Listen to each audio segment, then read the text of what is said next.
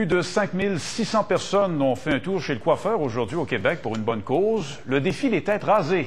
Une initiative au profit de Leucan, qui est un organisme qui aide les enfants atteints de cancer.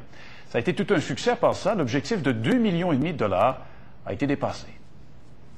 Pour une 4e année consécutive, des milliers de personnes à travers le Québec se sont fait raser la tête en guise de solidarité pour des enfants qui luttent non seulement contre un cancer, mais aussi pour leur vie. Moi, je lutte pas pour ma vie, là. Donc me faire couper les cheveux, c'est facile pour moi. On peut savoir, vous, combien vous avez amassé? Avec les amis et les connaissances, j'ai ramassé 1670 et 75. Mathieu, 11 ans, est en rémission. Je suis en rémission depuis 1 an et demi. Là. Mes traitements, je les ai finis juillet à peu près, mais l'année passée. Là.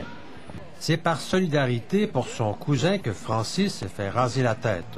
Je me suis dit, tu sais, tant qu'à faire, je vais me raser les cheveux, là, je vais ressembler un peu à lui là, quand il avait le cancer. Ça, c'est Audrey Colette avant de se faire raser la tête.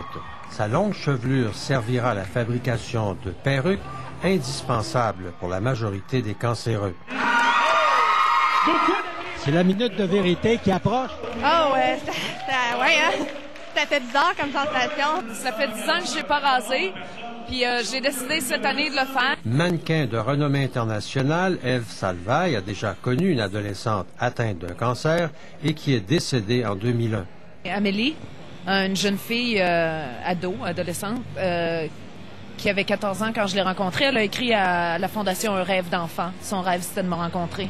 C'est à la demande des parents de l'adolescente, d'ailleurs, que Ève Salvaille s'est fait raser le crâne, une première en 10 ans dans son cas.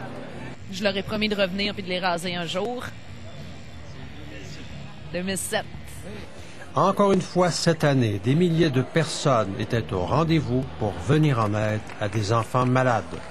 André Jobin, TVA, Montréal.